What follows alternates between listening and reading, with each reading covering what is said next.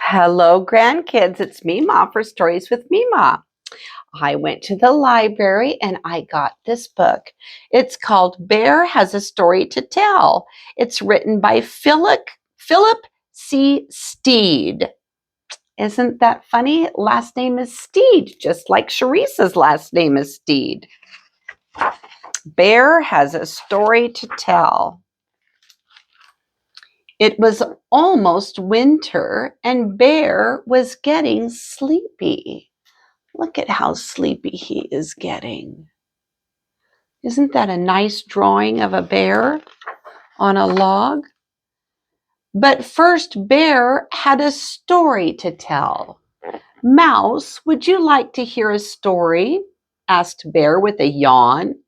I am sorry, Bear, said Mouse, but it's almost winter and I have many seeds to gather.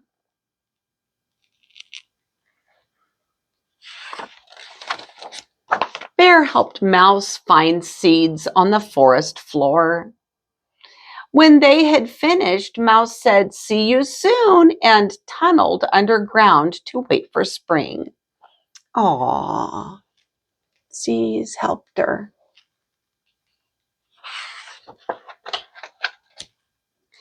Bear took slow, sleepy steps through the forest. Fallen leaves crunched under his feet.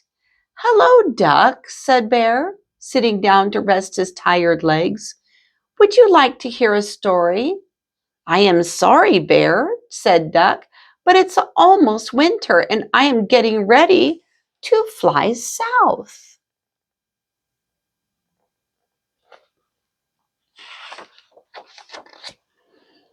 "I will miss you, Duck," said Bear. He raised a paw to check the direction of the wind.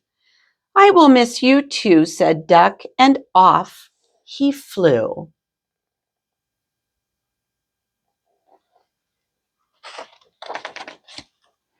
The sun was heavy and hung low in the sky. Bear's eyelids were getting heavy too. He counted colors to stay awake. 3 pink clouds, 2 red leaves, 1 green.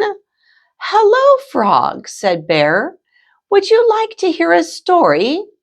"I'm sorry, Bear," said Frog, "but it's almost winter and I have to find a warm place to sleep."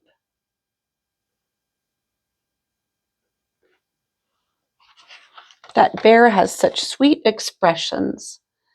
Bear dug a frog-sized hole between 2 evergreens. Then he tucked Frog in under a blanket of leaves and pine needles. "Thank you, Bear," said Frog. "I will see you in the spring." Bear leaned against the old oak tree. He stretched and yawned and scratched at his belly. "I wonder if Mole is awake," he thought.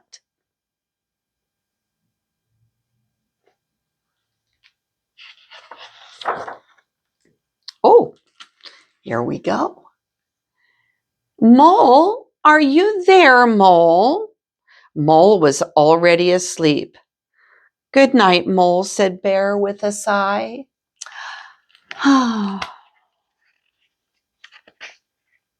Poor Bear. The first winter snowflakes began to fall.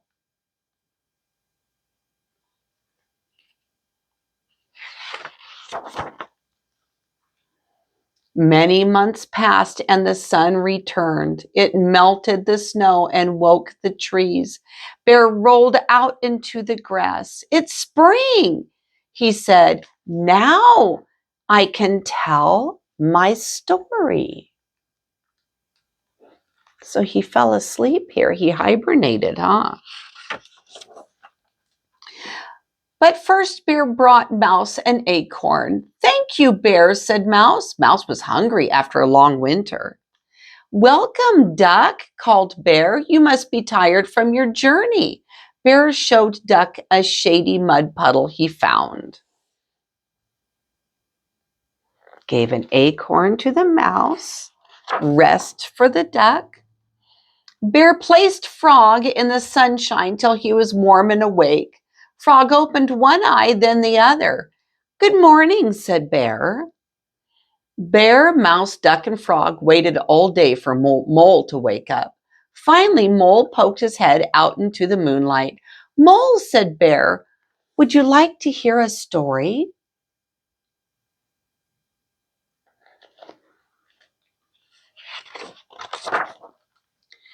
Bear gathered his friends.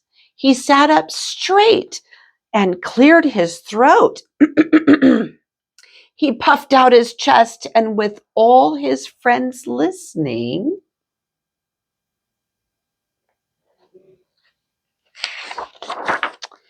Bear could not remember his story. It was such a good story, he said, hanging his head. But winter is very long for a bear to remember. The friends sat together for a quiet minute.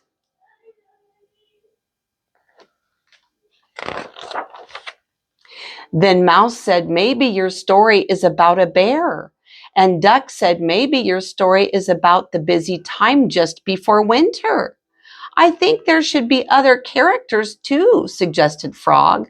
Like a mole, said Mole, and a mouse and a duck and a frog.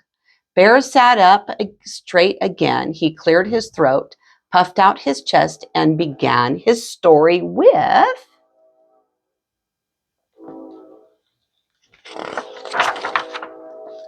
it was almost winter and Bear was getting sleepy.